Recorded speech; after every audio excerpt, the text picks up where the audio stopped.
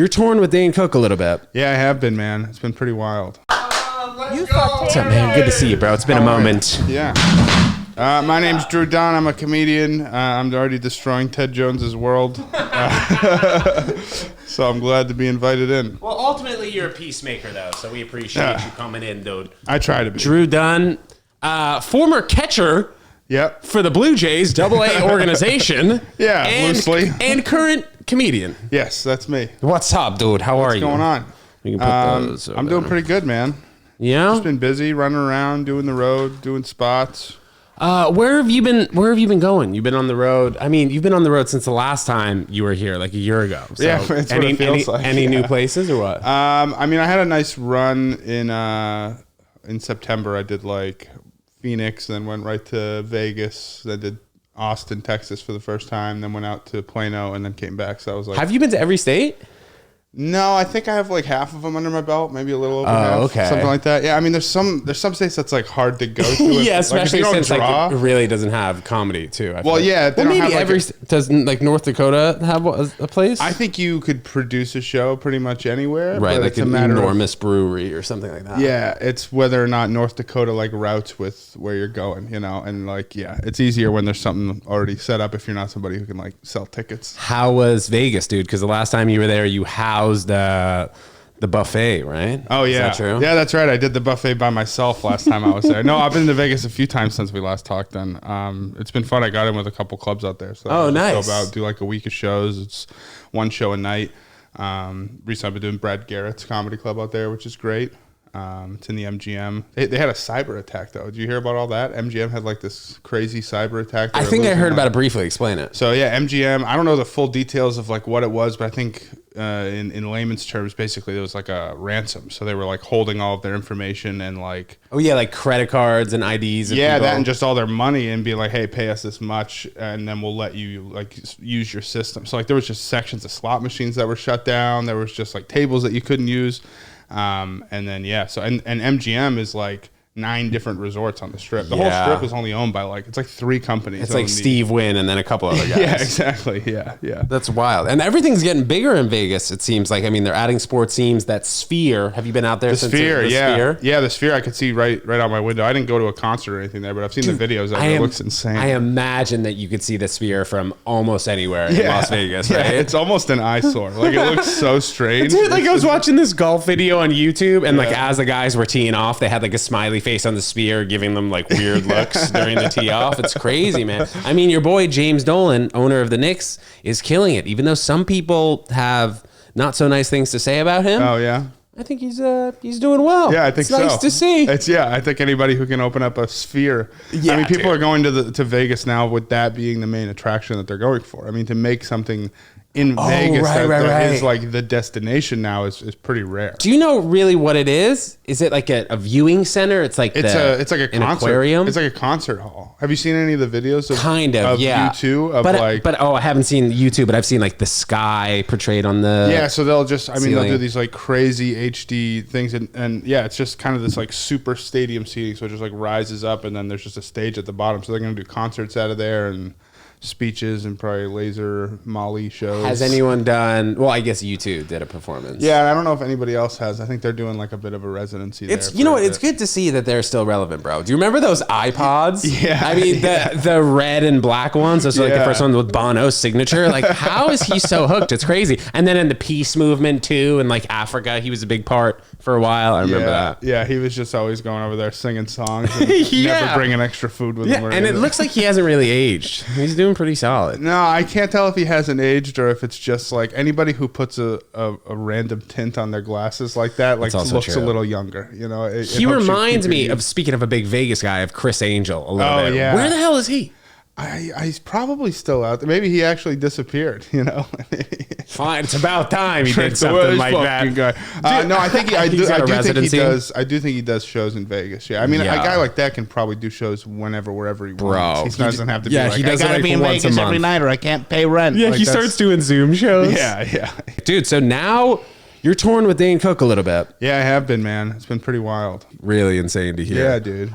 You and I spoke about it briefly, but just after reading the news, I know that he's been dealing with a lot of things just in terms of like trying to get a lot of money back from his family. But on the road, what kind of advice is he giving you when you're featuring for him, correct? Yeah, so I'm featuring for him. I mean, he's just so open about everything. I mean, he's done everything in this business, from the top level to the bottom. So I mean, his just kind of how his brain works within comedy, and I mean, you see how his brain works on stage, but how his business brain works is always super interesting to me, because it's like that's kind of half the game you have to play now, is that business side. You can be the funniest person on earth, but if you don't know how to sell yourself, you're not going to be able to like make it to that next level. So to watch kind of the guy that, I mean, really was at the forefront of making this ripple of like self-made, do it online, own everything, which is that's his biggest advice to me now, is like own everything you do. You know, like whether it's your special, whether it's your podcast, whatever it is, like it has to belong to you, because I think he's still going through it with some of those Comedy Central specials and stuff like that. There were so many wire and back end deals of like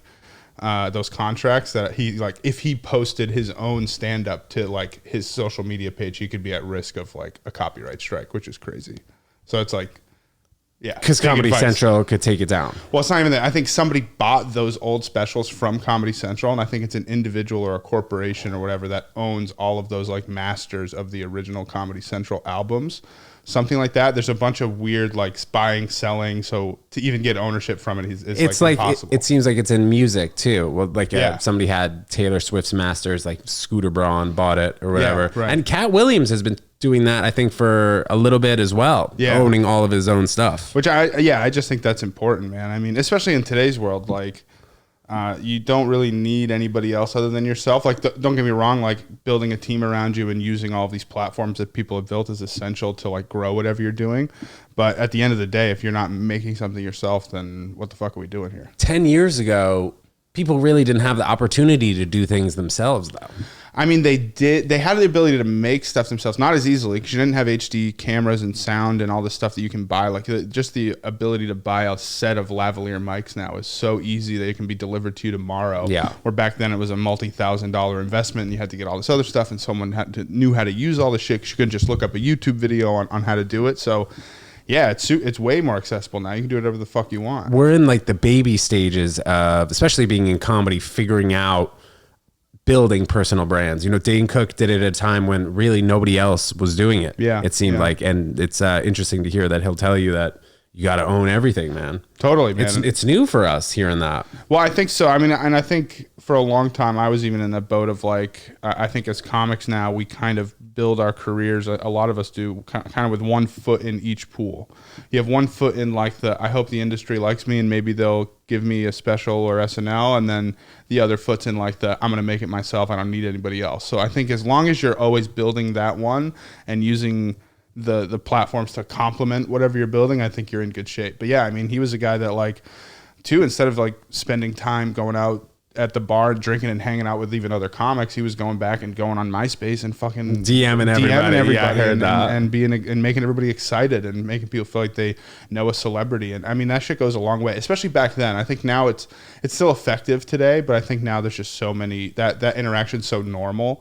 Where I mean, that was the first time that, like, if you wanted to reach a celebrity or someone you thought was famous back in the day, you had to like write them a letter. Yeah. You have fan mail. You know what I mean? And you'd never hear back. You'd never know. And now to be able to have that one-on-one conversation with people is so accessible. Like, he was taking advantage of that for sure. I remember when I was 6 years old, I sent a letter to Brian Leach and Adam Graves, who played on the New York Rangers at the time, hockey, and they wrote back like 8 months later. It's pretty funny. Maybe they had somebody on their team do it.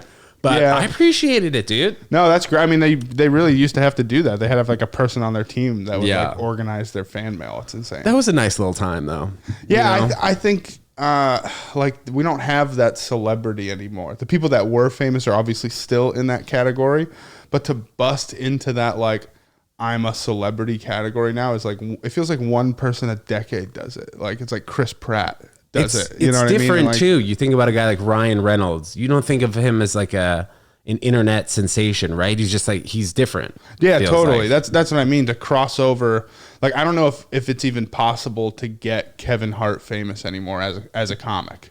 I think we're kind of playing a different game now. I mean, maybe you can even have as many fans as Kevin has, but I just don't know if that mainstream like media is powerful enough to create stars like that anymore. Because when it was growing, he got all of the love from the movies that he was doing, the Netflix special, and then also doing the stand-up and then social media. It seems like it was a perfect storm. Yeah, he had that perfect storm of like the industry loved him. Like you say, he was getting all the movies and TV shows and stuff, but then also me and my buddies were quoting his jokes to each other at school. Like he was still hilarious and kind of hitting that pop culture mark at the same time as the industry recognizing that and giving him opportunities for it, where I feel like sometimes there's a mismatch in that. You think people are being recruited more on social media now through sports and college? For sure. Yeah, absolutely. I feel like I missed the boat on that because, I mean, I remember thinking back the day, like, dude, I want to put a GoPro on my fucking catcher's helmet. Oh, like, yeah? Yeah, because... Dude, that probably was so out of literally left field. Right? Yeah, you were like, what the shit are you doing? Well, that and you... I mean, yeah, people would give you shit, and then no coach or umpire would let you, like, you can't just mount a camera on your helmet. Yeah, dude, the amount of high school teams now I'll see on TikTok, like, mic'd up during practice. Yeah, it's I was great. like, fuck, I wish I could do that. I would have loved to have been mic'd up during practice, dude. I mean, it probably would have been terrible for my career because we said some pretty horrific shit in baseball. Behind you. Like, yeah. Oh, nice. Yeah, dude. Yeah, exactly. It's no, I think that's like a powerful tool, but I wonder if you're gonna kind of fall into the same issue where we're not. I don't know if it's an issue, but where we're at in the entertainment world, where are people going to get recruited to the biggest schools, not necessarily by their skills, but by their ability to excite people. Yeah, like and by their views potentially. Are the new D1 recruits like somebody who, yeah, sure, his 40 times not as fast, but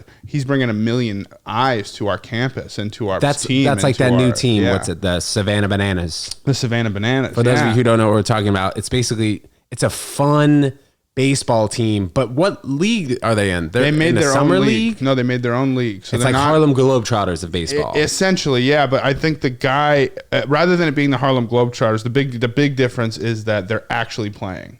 It's not like a rigged game where the generals are dumb and fumbling around and getting dunked on. Like it's legitimate, like usually Division I or X minor league athletes that are also doing like TikTok dances and like choreographed stuff. And so that's like, the only part that's kind of like the Globetrotters. They try. 100%. Yeah, I mean they do still have winners and losers. They have playoffs. Like it's its own league. So I forget the name of the guy, but he went and bought this like minor league stadium and was like about to go, underneath on it, trying to like run this independent league, and then just said fuck it and started making it fun and like wanted to make way. Like he's a really good promoter and getting people excited to like come into the stadium.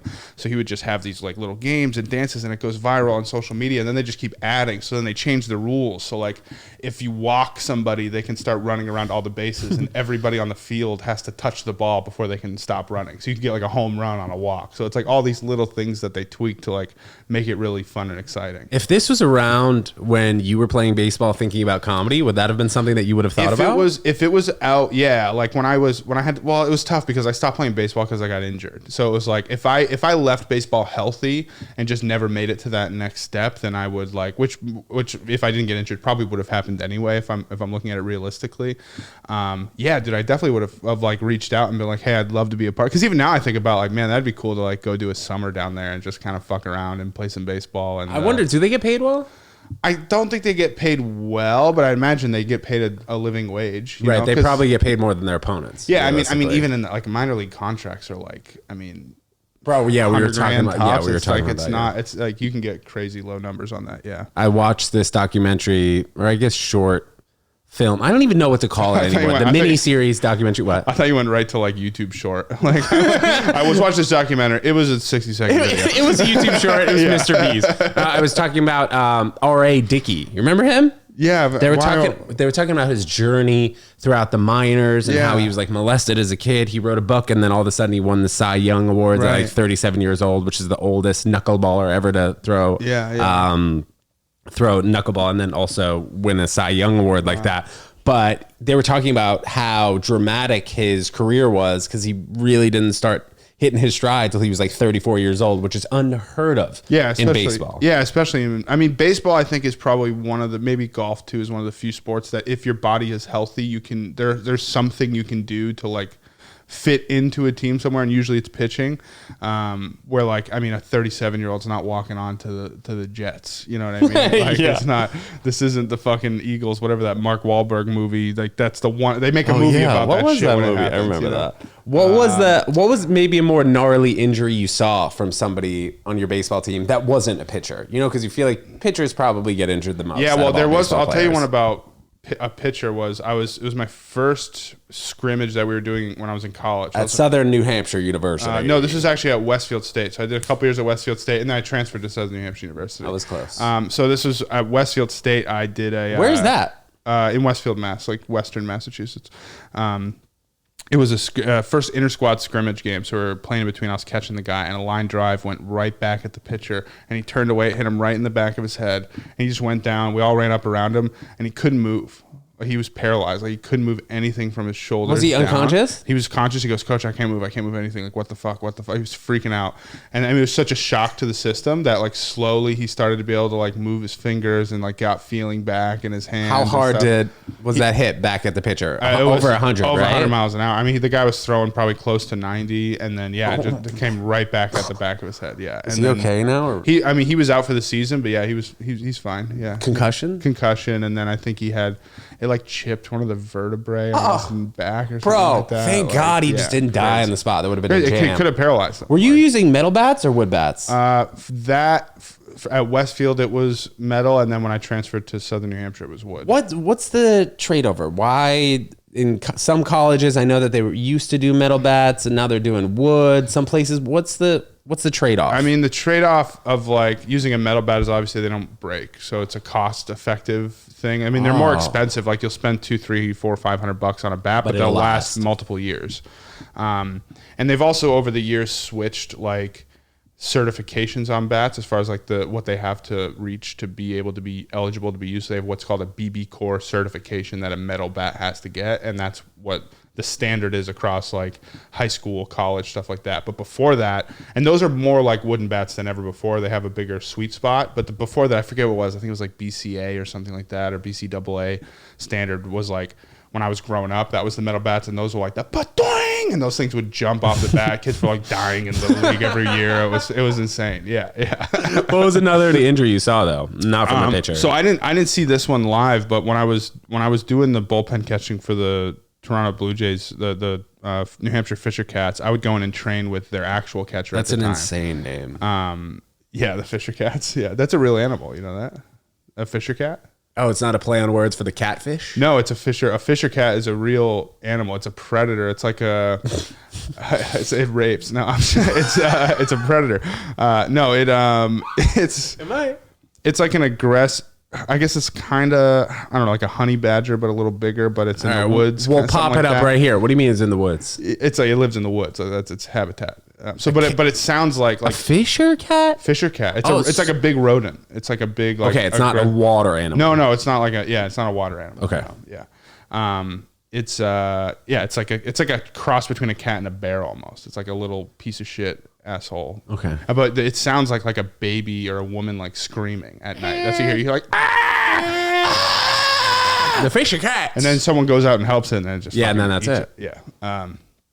Yeah, so that's the Fisher. You were on that team, yeah. But yeah, I was on that team.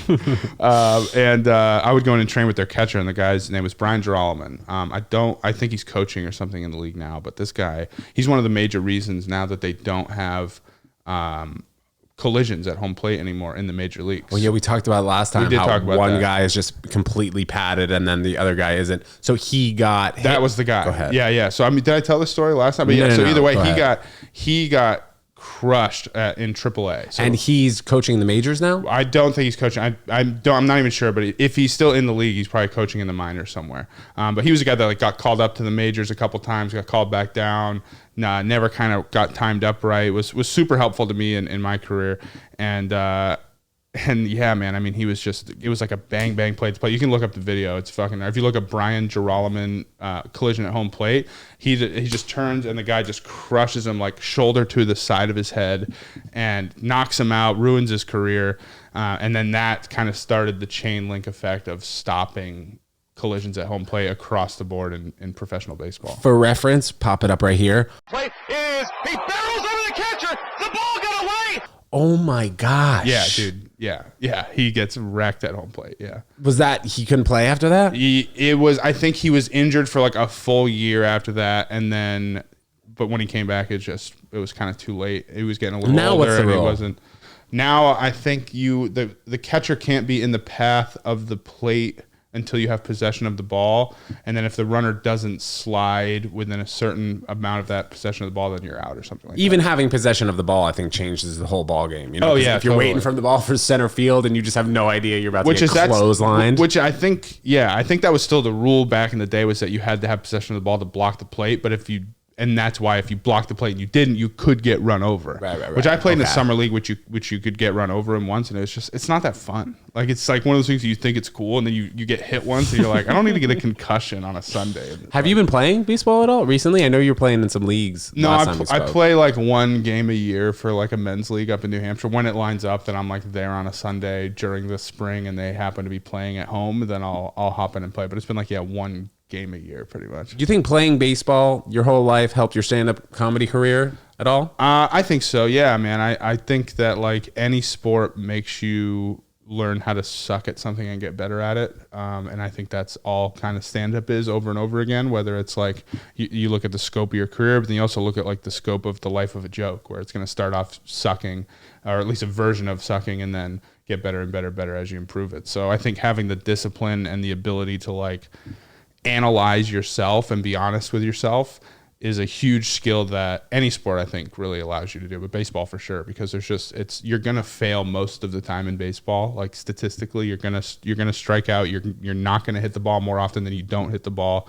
More guys are gonna get hits off of you than you're gonna strike out. Like, that's just the way. So if you can stomach that, then you can kind of deal with rejection that comedy comes along with. It at least helps that muscle. Is there something specific that really determines somebody spending their career in AAA to somebody spending half their career in AAA and then half in the MLB? What's the... I mean, the obvious answer is like talent, right? Like somebody who's just insanely talented. You look like a Bryce Harper or something like that, who's like drafted out of his first year of college and then or even out of high school, and then I don't think he went to college, right? Yeah, I don't think he did. I think he was going to go to a junior college for a year. Maybe he did 1 year at junior college or something like that. I forget. But either way, he just rocketed right through the minor leagues in like a year and went to the majors. And part of that is just the plan that the organization has for you, where like when an organization drafts guys, they know that some of them are going to be like, these are our guys that we want to go in the majors, and they see how it plays out. Because some of the guys you pick round one end up not being able to hang in the minors or whatever it is. They get into partying too much. They don't put in the work, and it all falls apart. So I think part of it is that. I think some guys are really talented and get distracted by the lifestyle of being a professional ball player, traveling the world, having women and all that kind of stuff. Mm-hmm. I think that some guys get lost in that. And I think part of it is like, yeah, it's especially sports at that level, across any sport, is micro levels of difference between your effort and your ability that just translates for like the entirety of your career. So the guys that work harder tend to get more opportunities that way. And I also think like you can get unlucky in an organization. Like if you were a shortstop coming up in the Yankees organization for like 20 years, you were praying to get traded. Because if not, Derek Jeter had that fucking job, and you weren't going to take Derek Jeter's job. You know what I mean? It's so different in baseball, because if you think about the NFL draft, you think about maybe even now that soccer is getting hot, the MLS draft, and then you think about football as well. All those people who are picked, I don't know did I say football twice? Or NBA maybe. And then football. Yeah. Well, NBA, football, MLS. If you're getting drafted in the first or second round, you generally have a good idea of trajectory. You're going to make it to the final level, the league. But in baseball, you could pick somebody in the 7th round and then they decide to go to Vanderbilt or Duke. Yeah. What's the point of being drafted if people don't know what you're actually going to do, if you're going to go to college, if you're going to stick with the team? I think a lot of guys are waiting to see what they get. So if you're in a position where you're getting drafted out of high school and your brain is like, or even your parents or society, whatever, is giving you pressure to go to college, because everyone says, it's not a guaranteed thing. Just because you get drafted doesn't mean you're going to make the millions. You still need a backup plan, blah, blah, blah, blah. There's so many freaking rounds in the MLB draft. There's so many rounds in the MLB. And again, like when you get drafted in the NFL, 90% chance you're going to be dressing on Sunday, standing on the sideline of the professional team. In baseball, that's not going to happen. You're going to drag through the minor leagues. You're going to go to another team in the minor leagues, and you're going to maybe go to the majors, probably another team in the minor leagues, and then go up. But that's if you're not drafted in the first round, or basically no matter what. No matter what. I don't think there's many, if any, cases of people getting drafted and being on the major league roster that same year. If they do, it's because multiple people got injured and then they got pulled up or something like that. There's a farm system that baseball has that most other sports don't. So more people get drafted, I think, in baseball than any other sport, because you're fielding, like, for example, 15 pitchers on 5 different teams in your organization, if that makes sense. So more people get drafted. So because of that reason, more people get cut. So more people get that kind of baseline. I think I'm going to make an opportunity, and then more people end up working at Dick's Sporting Goods. It's kind of like college. Yeah, that farm system time. Yeah, I mean, college is a part of that farm system in a lot of ways, and some guys skip that. So that's like, if I'm throwing 95 miles an hour and I'm an 18-year-old kid out of some college or out of some high school in Florida or California or something like that, and I get drafted. And they might have a plan, like, if I go in the first 2 rounds, I'm going to go to the big leagues. If it's anything under that, then I'm going to go play for Duke, because maybe they've always dreamed of playing for their favorite college or some shit like that, yeah. Do you have any friends who made it to the league? I had a friend who made it to the Mets. He pitched with me in high school. This guy, Kevin McGowan, super funny guy. He was always a fun hang, and yeah, I think he ended up maybe playing a few games for the actual Mets, but he was in their farm system for a long time. What were some of the stories that he would tell you about minor league life, if he ever spoke about it? Honestly, I haven't talked to him a ton. It's mostly just been keeping up on social media, like kind of seeing each other's stories and chatting through chat that way. But I mean, it's hard to keep in touch when I'm on the road doing stand-up and he's on the road playing baseball, man. It's crazy. It's crazy. Maybe you guys will meet up in, I don't know, Vegas or Iowa one day. Yeah, exactly. Right? Yeah, that's the goal. Damn, that's crazy, man. That's crazy. So going on tour with Dane Cook, is this something that's going to continue throughout the rest of the year? How many more dates do you have? Yeah, at least through the rest of the year. We've talked briefly about, continuing into next year and kind of where that goes. I know he has other guys he wants to give opportunities to and all that kind of stuff. But either way, it's awesome, man. It's so we have basically the next 5 weekends, something like that. It'll be like a couple Thursday, Fridays, couple Friday, Saturdays. We're doing like Texas this coming weekend and Florida. And then we'll do like a run up in Canada. And then it's like a Phoenix, Seattle, Denver run. And then we'll finish on Thanksgiving weekend at the Wilbur in Boston. Okay. So that'll be fun. Is it usually around the 5,000 seat mark? It depends on the city. Like, I mean, we just did Delaware. I don't even know if they have a 5,000 seat theater in the state. Was that at University of Delaware? No, it was at a casino. I forget the name of it. Del Lago or Bally's or something. I think it was Bally's Dover. Yeah, it's a lot of these. I mean, when you get these kind of big theaters in the middle of nowhere or in random states like that, that's where they're gonna be attached to the casinos. But yeah, they're usually 2,000 to 5,000 seaters with a couple bigger thrown in there, maybe a couple smaller. Like, I don't think the Wilbur's that big. I think the Wilbur's only about 1,000 seats. But it's actually his first time playing the Wilbur, so that's exciting. Oh wow! Because he skipped it on the way up, essentially, which is crazy. How much time are you doing on the shows? About 20 minutes or so. Usually 18, 20, something like that. Usually me and one other guy. Sometimes it's just me. What's been the best moment of the touring? I mean, all of it's just insane. Like, I have to kind of like catch myself and like just be present for it, because it is like the weirdest. Like, it's super weird the first time you do it, because it's just this kind of bigger than life thing. You're doing these big stages. You're seeing it. You're hanging out with a guy I grew up watching.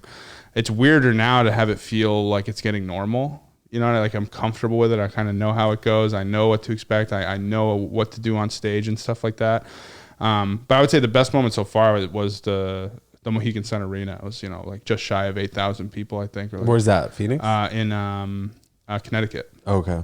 And that was a club. I mean, they have comics at Mohegan Sun as a comedy club up there. That was like one of the first clubs I did, like on the New England road route. So be able to like go back to the same place and play the arena and like have friends and family come out and see that was cool. Because I the first run of shows I did, we were kind of all over the place. So I was just kind of telling my parents about it, my wife and stuff like that. But they all got to come and see that and hang out for a bit. So that was cool. Your family ever come visit you in New York?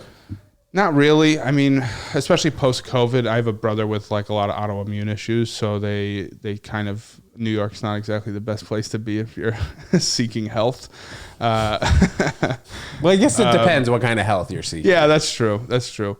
Yeah, and then I mean, I'll have friends and stuff like that come visit, but no, for the most part, it's a bunch of homebodies. How often are you going home? Family. Usually when I just have shows. So like I'll be back up there for the week of Thanksgiving to do those shows at the Wilbur, and then I'll be there like the week after that because I'm headlining a theater in my hometown. They built this. It was a shoe store my whole life, but right in Main Street, they tore it down. They built this like beautiful 800-seat theater. Oh, wow. Let's go. That's a freaking enormous shoe store. Yeah, no, it was. Payless. It was Alex Shoe Store. It was like a local brand that just like grew and grew, and they bought their own building like a couple of exits up on the highway. And oh wait, it was the guy who owned the shoe store made the comedy club? No, he owned the building. He bought his own like Alex Shoe Store like building elsewhere. That's like away. This was like on Main Street proper, so I think he was probably getting ripped off on rent at some point. Or maybe he owned the building. No? Maybe he did. Maybe he did. That is possible. But either way, that he sold that. You got to own your own shit, as we said. Circling back, man. Yeah. Damn, Alex dude. knows, dudes. Yeah. Yeah, literally, dude. How's New York been for you? I know you've been here for now, like, what, 2 years and change? Yeah, about 2.5 years. Yeah. Yeah, it's been good. It's been good, man. I feel like this year I've barely fucking been here, to be honest. I've been on the road so much that it's like, it feels like I'm never here, and if I am, it's for like, a week at a time, and then I'm out kind of thing, or a few days at a time. But it's been good, man. Just kind of getting in new clubs. Always feel like I'm meeting new people and just doing spots. I mean, especially with doing the road this much, like I'm kind of treating New York like the gym, like this is the place to come and work on the craft and work on the act, and then go showcase it and sell it on the road, essentially. Do you feel like you're missing anything in New York? Maybe having a kid, life stuff? No, because it's not being in New York that's stopping that. It's health insurance, which New York isn't really hindering. I mean, I have a good situation like rent wise that, I mean, if I had a mortgage or even if I was paying rent in another state, it wouldn't be too dissimilar from what I'm paying now. That like, I think those things will kind of come when they come. And for me, it's like, it's not necessarily being in New York that's stopping that. It's just stability, like being able to find some level of like, I think I'll always have a place in New York.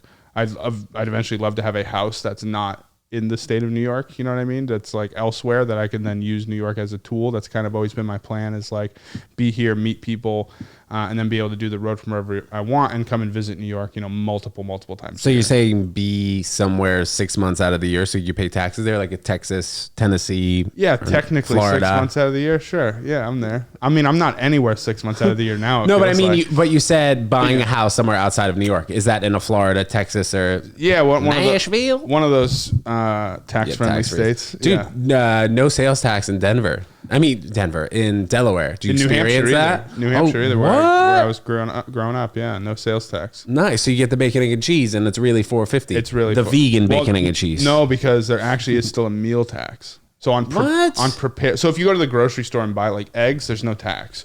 But if you go and buy somebody that cooks you an egg, it's prepared food. That's meal tax. It's different. It's not sales. Is that tax. A new law? No, I think that's been there, or maybe different. That's probably one of those things. Different states is different. Yeah, and then they're flipping the screen to get you to tip. Yeah, exactly. Paying the $2.50. Yeah. It's gonna ask you a couple questions. Dude, I feel like that it started in a story at coffee shops. Yeah, 100%. I mean, you know what I mean? Now, like Target, Starbucks is doing everybody, it. McDonald's. Like, why don't we just fucking turn the tablet around? I saw that they're doing it at self-checkouts sometimes. Would you like to tip? Like, bro, I just did the job. I did it. No, you can tip me. Tip me $1. Yeah, exactly. I do feel awkward though sometimes. It's not the default's like to 20 to 25. I know, but usually 30%. I'll go back and do the $1. Yeah, I do a whole bit on that stuff now, but yeah, it's like I went and got a fucking ice cream like for the family. We were having some cookouts. I was like, I'll go to the ice cream place and get ice cream for everybody. So I get like a bunch of cones and some sundaes and shit. And they have the tablet thing, and I just click like 20% at first. And I was like, $400. I was like, dude, I just tipped like $20 on fucking ice cream. I was like, what the fuck are we doing? Like that that can't be a button. That can't be a give me $20 button. That should be illegal. It's insane. And imagine dropping. You used to have to be a baller to drop a 20 in a chip jar. That was like now $1 million. Now it's standard. Now it's everybody's doing it, or I'm an asshole. And they have it goes 25, 20 to 15. And usually it should go 15, 20, 25. Yeah. So then sometimes you'll quickly press the 25 and I'm like, oh fuck, no. I meant to press I meant to do 17. You can't go back now. Yeah. It's then over. it's too awkward, man. Especially like if I'm on a date sometimes, a coffee date I'll usually do because, you know, keep the price down a little bit. But still, like, I'm not tipping. You just made the coffee. You should be tipping me. No, exactly. Also, I get a cold brew. You just poured it. It's not like you're fucking, I'm getting 9 shots of espresso and a foam If it's thing cold brew in the city too, you spend at least what? Freaking $5 or $6. Yeah, for nothing. Yeah, no, I make my own coffee at home now. I just brew coffee, throw a pot of it in the just brew a couple pots of it, pour it into a carafe, throw the carafe in your fridge, and then you have iced coffee all week long. You drink it cold all year round? All year round, baby. Yeah. It's that New England blood in me. I like that. I think the thing that would stop me from switching to hot or I would continue to do it cold if it was in my apartment, but sometimes it's just too damn cold out there to be holding something cold, you know? Yeah, no, I get that. I just like cold drinks. Like I just don't like any sort of hot drinks. I'll make an exception for a hot cocoa every once in a while or like a hot coffee on a plane because you can't get it iced, but if I just like all my drinks cold. Even like my alcohol. Like I could drink my whiskey straight, but I prefer it cold. I think the only thing acceptable to drink that's hot is coffee or tea, right? Like, what else would you drink that's hot? Well, I mean, I don't even like brothy soups. You know, like I don't like any hot liquids. You know, dude, I think it took me a second to hear what you actually said. Yeah, dude, it's freaking crazy, man. The weather hasn't been so bad in New York though recently. I tell you that. Hopefully, it stays this way. Yeah, no, it's been good, man. Yeah, I mean, I've been here for like 6 days, and I go to Texas tomorrow or Thursday. How are you traveling for the most part? Are you taking like a big tour bus if it's close? No, it'll show to show. We'll fly, and then if anything, like in Texas, I think we're doing like a few shows. So we'll fly into Dallas, and then we'll rent like an Escalade or something like that, and just drive around and play. I imagine people bug out when they see him like at the airport. Oh, dude, it's insane. I mean, there's people that wait there like to get autographs. Like we were coming into the airport at like 4:30 in the morning. And people are like, Dane, can you sign this? Like, how do they know he's flying in though? That's what I'm saying. Well, he's nice to all his fans. Like, if someone comes up and wants to do a picture, he's very nice, gives them the time of day, has a little conversation with them. But those people, he's like, fuck those people. They're not real fans. They're coming to sell that shit. So they're coming to get that thing signed. That's why they're there at 4 a.m. and did the research, because they're gonna get some copy of Good Luck Chuck signed by Dane and then flip it for like whatever. I saw Drake did that one time when he noticed a fan that was like coming around to all the hotels at crazy times, and he knew what he was doing. I guess you kind of get a sense for that once you've been around enough people who are actually genuine fans and people who are just trying to sell you. Yeah, I think he said he used to, and then he saw the guy like he like saw it online the next day of like the guy selling it, and then that's when he learned the lesson of like, all right, those guys are not the fans. Like, give the fans the time, not those people. Yeah. Yeah, it's because minor league baseball had the same thing. There'd be people that are waiting outside the stadium with just boxes of cards and bats and stuff like that to have these minor leaguers sign, just in case one of them makes it. And then they have imagine if you had a Bryce Harper signed minor league fucking card, bat, and hat combo. You're selling that for thousands of dollars. How do you feel about Zach Hampel? Zach Hampel, the YouTuber who goes to all the games and like catches all the balls. Oh, I haven't seen it. Do you know what I'm talking about? No, I haven't seen it. Bro, this guy has caught like 15,000 MLB baseballs. Wow, so he like buys tickets specifically. Like, yeah, dude, and like his YouTube videos, like he'll go during batting practice and he knows where all the homers are gonna go, and he catches like 4 or 5 a game. No, it's insane. You should look him up, Zach Hampel. I think he's cool. He's a baseball nerd, but some people get mad at him because he's like stealing the baseballs from kids. Yeah. But he'll give away a lot. That is funny. You leave him with 5 and there's some kid crying. You're like, yeah, dude. This says content, you little shit. He seems like he's pretty giving on his channel, but I can imagine if you have 15,000 baseballs in your apartment. Yeah. There had to have been some nasty story. There's not one. It's not like they're all clean. No, there's one. There's a couple of dirty balls in there. Yeah. Speaking of dirty balls, man, is steroids still a big thing in MLB? I think they've cracked down on it a lot. I just think, and you must have known some guys who were teammates with you that were on the juice, but maybe not openly. One of my coaches back in the day, this guy John, he pitched for the Cincinnati Reds back. His claim to fame is he gave up Barry Bonds like two 230th home run or some shit like that. And he was say like 200. And he was saying he never did steroids, but he would talk to guys that like almost his whole team was on steroids at the time. Like he felt like, what year was that? This must have late been 80s. No, this must have been like 98-ish, something like that. Like between 95 and 98, something like that. Well, Barry Bonds, when did he hit 755 though? That must have been like 2010. So you think it was like 12-ish later? Yeah, it was. Yeah, I can't remember it. Whatever. Yeah. Either way, this guy, he said that like when these guys were on steroids, they would be like, it's not just you were stronger or that you would recover faster. It's that like everything was heightened. Like he's like, you could see the fucking stitches on the ball as it's coming in. He just felt like everything was so tuned in and locked in because when you're training your body to be locked in and to give something that amplifies everything that you're doing, like it was insane. So it was like a truly performance enhancing drug across the board, not just you'd hit the ball 450 instead of 420. You know?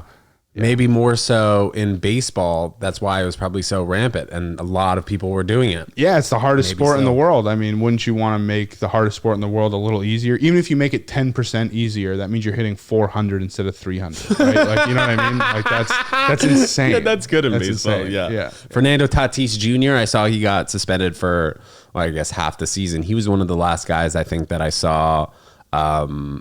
I guess got in trouble for taking steroids. It doesn't seem like a lot of people are getting in trouble these days. Yeah, I think that in baseball or even any other sport. I think a lot of it now is a lot of them are probably on some sort of Tom Brady-esque like optimize your health to the nth degree regimen if they're trying to be like a super athlete like that. Like if they're trying to be a world champion at whatever they're doing, they have some personal trainer that's putting them on some crazy strict diet, crazy regimen of routine, like workouts, all that stuff, recovery for the season. And then however they handle if they continue that through the off season, that's when you start to get like freaks of nature, you know?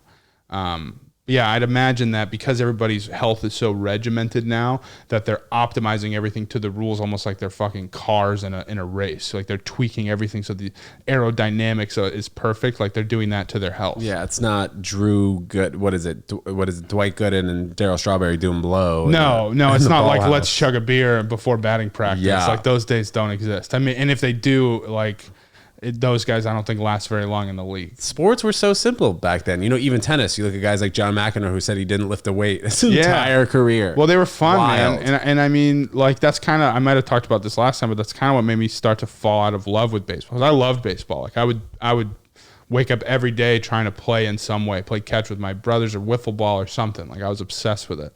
But when I started playing in college, it became less of like be an athlete and like feel it out and like, you know, be in the moment and react and improvise. And it became this like statistical analysis instead of like me calling the pitches to try and be like, I'm going to call a fastball inside, see how he reacts to it. All right, let's throw an off speed outside now. Now let's go back high and tight. Instead of doing that, the coaches had data from the last time we played that team and the last time that guy faced this pitcher and all this stuff. So now I'm getting all the pitch calls from them. I'm not able to be like, well, the guy took 2 steps back if compared to the last pitch. That's why I want to throw an off speed outside, something you can't see from the dugout. You know what I mean? Like it became this like everything is measured in statistics. Like you better swing at this pitch, or if you don't, you're in trouble because statistically you're more likely to hit this pitch if you see it than the next pitch he's going to throw. Like it and they break down the game at that level for everything from stealing bases to the pitches to how who runs when to who's pitching against who and who's in what part of the lineup, that it was just like sucked the fun out of it entirely. Was Moneyball something that affected that? I think so. Was it like it was a book and then a movie? For those of you who don't know what we're talking about, it was just a big statistics loaded manager, right? It's a true story about Billy Beane, who was a player who was told he was going to be the next big thing. Never lived up to the reputation that he had. Ended up becoming a coach for the Oakland A's, and him and his team that he made basically used a shoestring budget to make a playoff contention team, which was unheard of at the time. He was kind of going against the grain and taking guys based on statistics rather than like the good old feel and love of the game. And it was working. And yeah, man, I think that definitely had a trickle down effect to everything. And I also just think that like having like baseball is such a statistic heavy game that like it's always something that was looked at. Like they were always looking at like, did this guy swing at a fastball the first pitch last time we saw him? Like they just happen to write the shit down now. It's not like the 40s where they're like, I don't know, I was fucking drunk last game. Hey, he's fucking going yard. He steps up to the plate and old Mickey Mantle, wow. Boy howdy, these guys are gonna be in a running for it. Yeah, those old white announcers, man. It's like, why do you guys sound like that? Boy, all these white boys out there really are good at baseball. What do you think, Pip? Well, he's doing a good job out there. He's doing a good job out there. Wow, he threw that ball 71 miles per hour. You think umpires are going to ever go by the side? Just because they're missing calls, man. And on TV, we can see when they miss calls because they got that damn square up there in the strike zone. First of all, I hate the square. Hate the square when we're watching baseball. I'm not a fan. When did that come out? On like Fox, I remember 2000, probably 8 or 9. They would do it for the replay. They would do it for like replays and stuff. I think it didn't start doing it consistently on every pitch until like a couple years ago. Dude, it's so stupid. But it's like, why now umpires now umpires are getting like their stats looked at and stuff. So I mean, everything breaks down to statistics. You have like good and bad umpires, which you've always had. But also, like for me, part of the game was learning that ump's zone, especially as a catcher. And my job was to have some charisma, so I could talk with that umpire and earn calls that maybe the other catcher wouldn't do. So like you see all these guys now like framing every pitch in like that you wouldn't do that back when I was playing, because you would the umpire's like, obviously that wasn't a strike. Why are you trying to make that look like a strike? You're making me look like an asshole. So I would just catch it, throw it back, and then when there's one that's a little closer, that's the one you stick, because then it's like, okay, he didn't stick the one that we all knew was a ball. Maybe he thinks that one's a strike. Like that's all going through the umpire's head, and all of that level of play gets eliminated when you go strictly to machines, because now it doesn't matter how I play. I may as well just be fucking laying back there. It doesn't matter how good it looks, doesn't matter, because it's just a robot telling you whether it's a ball or a strike. So tennis switched to automatic umpires, I believe, about 2 years ago in all the Grand Slams. Yeah. But even just watching the U.S. Open a few months ago, it was super interesting because they just have a voiceover, just yeah, you know, and it's just the same voice each time. You still have the guy in the umpire's chair, but the other 6 or 8 umpires that you'd have, yeah, dude, wow, it's all cameras. Wow. And I mean, tennis is really the first sport, it seems like, to fully do that. And that's because of the Serena Williams Jennifer Capriati match, where there was like 3 calls in the span of 15 points that Serena just got screwed with.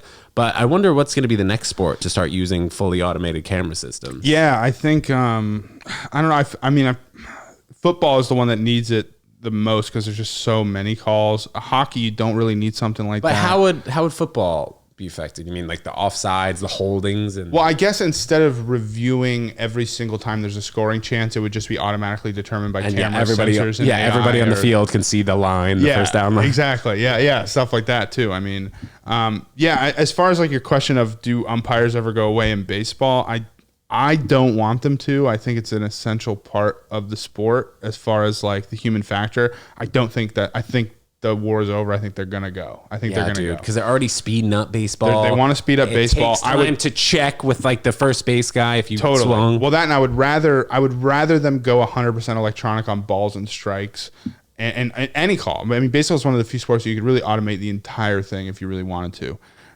There's no like holding that's like kind of up to review. Like, is that technically like it's pretty black or white in baseball for almost everything. I forgot the point I was trying to make there.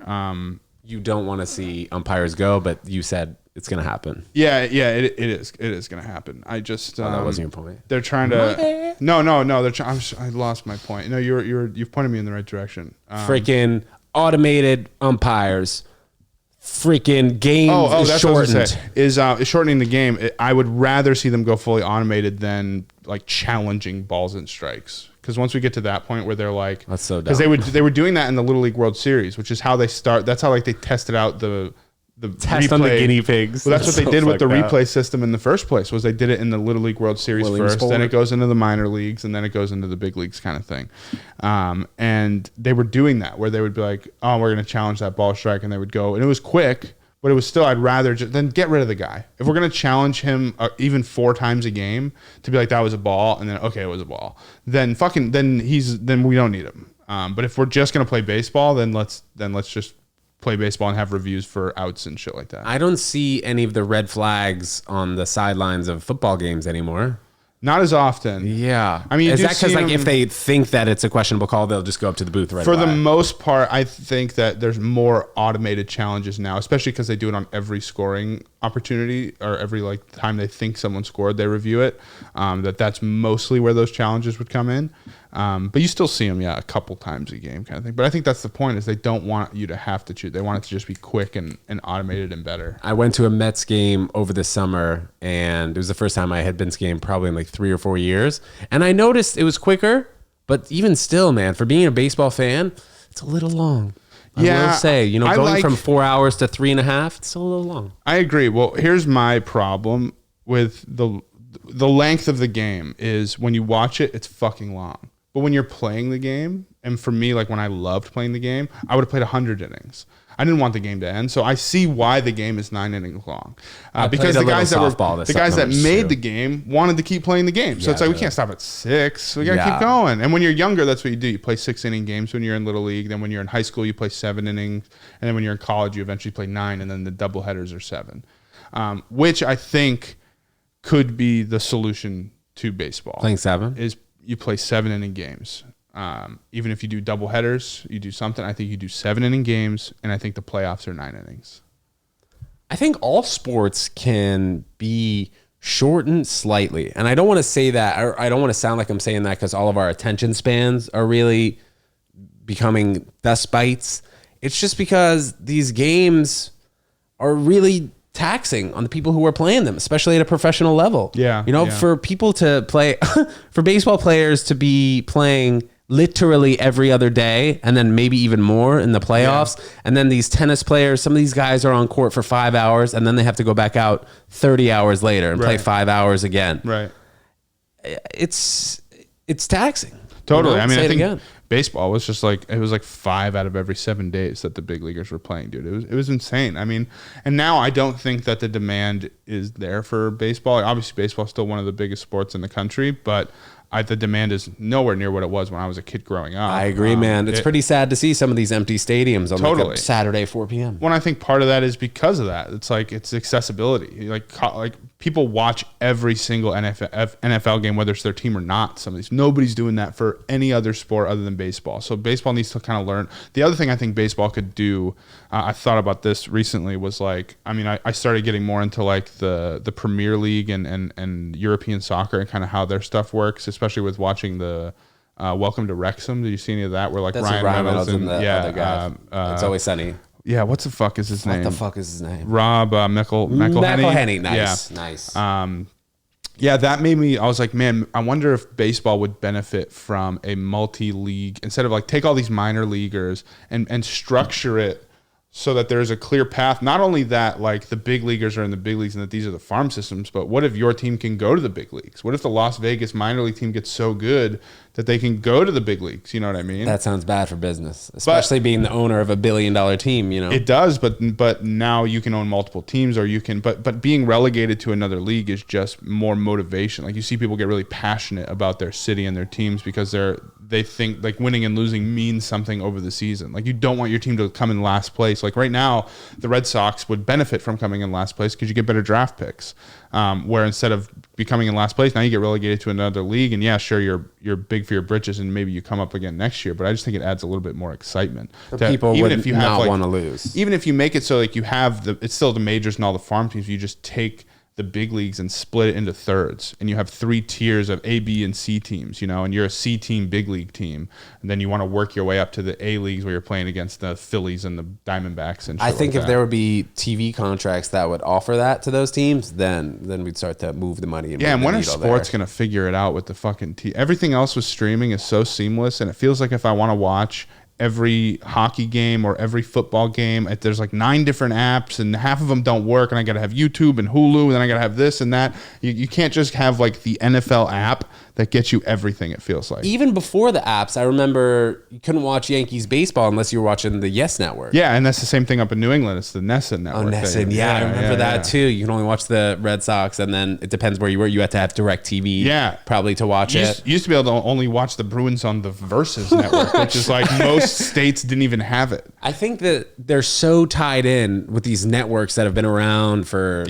what, I don't know, 80 years. One, I think a lot of them was, I mean, they're in bed together because sports is what made a lot of those networks billions of dollars and probably the only thing. Yeah. Like the Michigan Ohio State game on ABC. Totally. Yeah. You know, they can't really go to YouTube TV unless I don't even know. Yeah, I don't know, man. It'll be interesting to see because I mean, I think that with the way that AR and all this stuff is going now too, that they'll probably be selling tickets like to see the game live at home. What do you mean AR? Augmented reality. So like I think you'll be able to go sit in Yankee Stadium and watch the Red Sox play the Yankees in Fenway, but it'll look like they're playing on the field, bro, with projections. Have you seen the guy, the Yankees player, who like will stand in the back of the stadium? He's got his bandana on, and then every time there's a hit, he's like. No, you know what I'm talking about, bro. It's I think they call him the 10th man. On the field, dude. He's fresh, but that's a guy who'd definitely be in the augmented reality. And I think I've seen this too, some like on TikTok a little bit. Like somebody's taking a shit in their bathroom and like a terrible looking bathroom, and then it's just like Bora Bora water. And then like it glitches for a second. And you see like all this fungus growing on his. Well, it'll be that. I mean, have you seen? Did you see the Ray-Ban Meta glasses announcement? Any of that stuff, dude? It's crazy. I mean, I have a pair of Ray-Bans now that have cameras in them. Oh, really? You can click a button and it can record 30-second or a minute long video. It's really good quality. Is that an SD card? It saves a certain amount, I think, to the cloud. Then you download it to your phone. But it's I've never really had a problem with like storage on it. This is the first edition of it. They're called Ray-Ban Stories, and they just announced like the newer version of it where. I don't think on release, but eventually I'll be able to like look at a flower and be like, "Hey, Meta, what's that flower?" God. And it's gonna scan it, analyze it, and be like, and it'll pop up on your screen. You'll have it built in like Messenger, so I could like text you while looking right here in my glasses and be like, "Yeah, man, that's great. Hey, text Ted that I'll be there in 5." You ever think that there's gonna be privacy laws that come into play, and Congress is like, "All right, you can't record someone with your headset doing that"? There's got to be some new freaking things in the Constitution that's privacy related. I mean, I feel like we'd already have them. What are they? But for like filming people, there's rules in every city and state for like filming people on public or private property. Everybody's got a camera on them. What's the difference between if you're holding it like this or if you have it on your face? I think if anything, it'll be for the manufacturers. Like you have to like this have is a red light. Like this is I mean, those have a little white light that comes up when it's recording or anything like that. But yeah, I mean, people can more discreetly film like this. You can just go like this, and I'm fucking filming the whole show. You have a little pocket. Yeah, just fucking camera coming out. I'm filming right now. You know what I mean? Just scratching around. Dude, just scratching your shoulder over there. Yeah, I'm looking at myself in the fucking. Yeah, dude. Camera. Yeah, you wish I was filming. Yeah, you look weird. Yeah, of course. So what's coming up that you're excited for, man? I know you got this tour with D Cook. I know you got your own dates, but anything that we haven't talked about that you're excited for? Planning to start a podcast. So I guess just stay tuned for that. I'm planning to start one with my wife. So she no way. Yeah, because she does all the gaming stuff. She has like a following on YouTube. She blew up over the pandemic doing Animal Crossing and all that stuff. So she streams? Yeah, she streams and then she makes videos every week and stuff like that. Is that on Twitch or Kick? YouTube is her main platform. Yeah. So her and I have talked about it for a while. But that's kind of our next step is figuring out kind of this platform that we can share our audiences together. And in-home studio or what? In-home studio, yeah, that's the plan. Nice, dude. Yeah. Nice. Have you had plans to do this forever? How did she get into gaming? I mean, she's played games her whole life. Like even her grandparents and stuff like that, like played Nintendo with her when she was growing up. Oh, no way. Like so it's just like bred into her. Do you play games with her? Yeah. What games do you play? I mean, I play a bunch of games myself, but like I was just playing this like fruit game that's taken over YouTube Fruit right Ninja? now. It's not Fruit Ninja, but it's like dropping fruits and then they combine and they fill the screen. It's some Japanese game. It's only on Switch, but dude, it's like addicting. It looks stupid, but I'm playing it. And I'm like, I'm gonna all beat those the fucking games, right? Yeah, exactly, they look a little silly, but they're addictive, like Angry Birds and shit. Yeah, exactly. You ever play 2K or MLB The Show? Yeah, all those games, dude. Yeah, I mean, my buddies used to play FIFA and NHL. That would be like, we get home from work and then play a couple games. And you ever play online?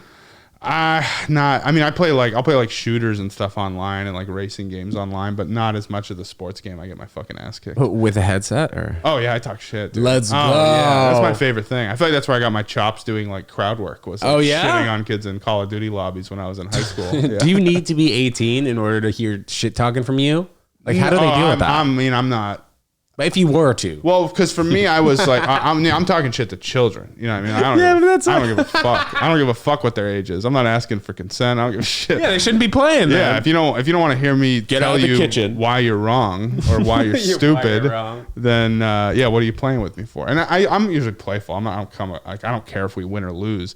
I do care if you're an asshole about it though, and I'll bury you if you try and be a dick. So that's kind of my motto. So starting the podcast, man. Touring. The podcast, touring. Yeah, man. And then just kind of cranking out more content. I recorded a set with DTF Comedy, which is, they're doing similar stuff to what Don't Tell are doing. I'm doing a Don't Tell set next year. And just kind of crank out the content, let people know. I know you were working on a 30-minute special the last time we had spoken. I'm working on that. But I think I'm more focused on just distribution, and I think the best way to distribute stuff now is through places that are making their own distribution networks like a Don't Tell. So I don't mind, rather than putting out a 30-minute special or doing both, like recording the 30-minute album to have on Sirius, and then also kind of using a Don't Tell to or things like that with reels and shorts to promote it. What about putting it on Drew Dunn YouTube though? I'll do that too. Well, that's a good thing when you do those recordings is you get all that stuff. Like they post it, but then it's all collaborated with you. And then also you get all of that stuff, like copies of it yourself. So you can do whatever you want with it. They don't own anything. It's really changing since we initially were talking about it with the Comedy Central. You see you see like 20 people a year. We're getting that 30 minutes. And now it just seems like anybody could just put it up and then let the audience decide. Yeah. I do still think you need to be able to reach like a critical threshold of people in order for it to take off. Do you think that comes from the social media? I think it comes from the social media. I think it helps when you have like that is the benefit of putting out something with a Comedy Central or a Don't Tell or something like that, is they have that initial audience that if you make something great, and you reach that initial audience, it can spread with word of mouth. I think if you make something great and it doesn't reach that initial number of people, let's just say it's 100,000, then it doesn't have the opportunity to spread organically. And vice versa. I think if something has the ability to spread organically, but it's not great, then it won't. It'll be kind of on par with what everybody else is doing on that network. You still think that social media apps are putting creators into a specific kind of niche, or is that changing?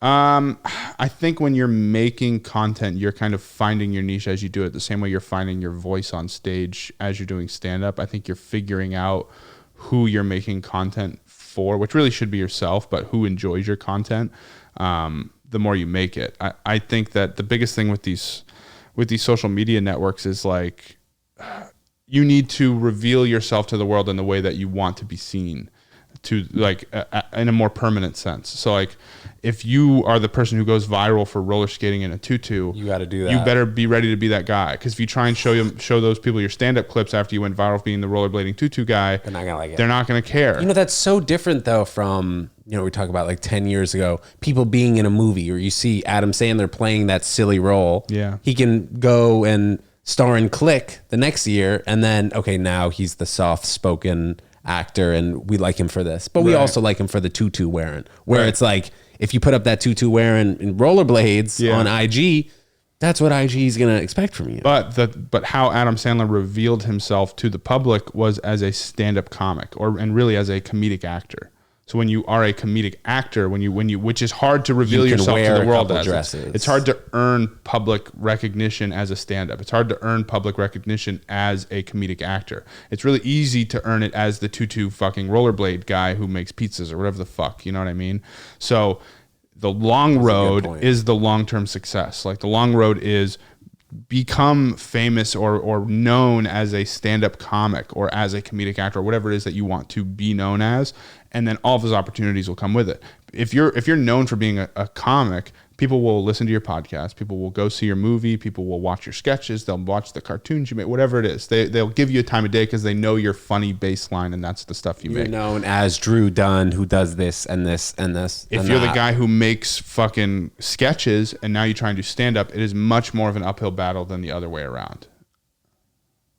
At least as far as like the audience giving a fuck. Well, we're seeing that now too with people who maybe have a large following on TikTok and then they try and get into the stand-up game and then they're thrown in the pit with people who have been doing stand-up for 10 or 15 years, and they're expected to do just as well as them. And some of them rise to the occasion. Some of them actually are really funny and talented enough that when they're put under that pressure situation, they thrive.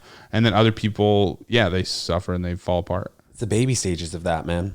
Yeah, I think so. But I also think that no matter what, and whoever gets opportunities and this person goes viral and that and whatever, like the cream rises to the top. Be ready for it. If you're great and if you're what you're making is quality and you're marketing yourself and you're doing all the quote right things for your career, and you're great, I do think that, and you see it. I mean, people that come out of nowhere just because they were doing the work and they bust through. It really just takes a moment or two to have the public look your way and then be funny and interesting enough to kind of hold that attention. Because I mean, that's the hardest thing to do in the world, is especially now, is to A, make people give a fuck, and B, make them continue to give a fuck about what you're doing. It's easier now to reach people than ever. You can reach strangers with your content now more than ever. But how do you make them tune in next week? How do you make them buy a t-shirt? How do you make them drive 3 hours to see the show that's as close as you're going to get in a few years? Like, how do you do that? And how do you do that for 5 years from now, 10 years from now? Very few guys have been able to figure that out, especially Quality in of the content. Quality for sure. And I think just being open, being personal with your audience is essential. I mean, one of the few guys that's really, Kevin Hart, obviously in a different world, but he's one of those guys that's maintained that Hollywood fame longer than probably any comedic actor in history, I would argue, as far as he's maintained being the guy for such an insanely long time compared to any other comedic actor. Probably because he hasn't OD'd on coke or anything like a lot of comedic actors do. But still, it's interesting to see that, like, and there's lessons to be learned, I guess, from guys like that as far as what are they doing right and how can I apply what he's doing on this massive scale to what I'm doing on my scale in order to make people excited. And what's something you see with Kevin Hart, though? That excitement. I mean, with Kevin, I think he's just ever present.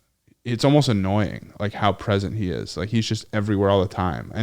But it's not annoying to most people. It's not like he's in truly everything. Like he'll disappear for a year almost. We're like, is Kevin Hart still? And then he'll be on some talk show, and then he'll disappear. Then he'll come out with a special, and then he's just kind of always maintain. I couldn't tell you a joke from his last 3 specials, but he's still like the number 1 comedic actor and probably grossing comedian of this era. So, I think that like when the biggest thing it seems like is strike when the iron's hot, like build something great and market it until everybody knows about it. And then step back into the shadow sometimes, let them miss it. Yeah. Come back out. Yeah. All right. True. Dude, thank you so much. This was a freaking great episode. Hope you guys enjoyed it. We freaking enjoyed it. Yeah. Talking shop, talking baseball, talking everything. Guys, thanks so much for tuning in. We'll see you next time. Peace.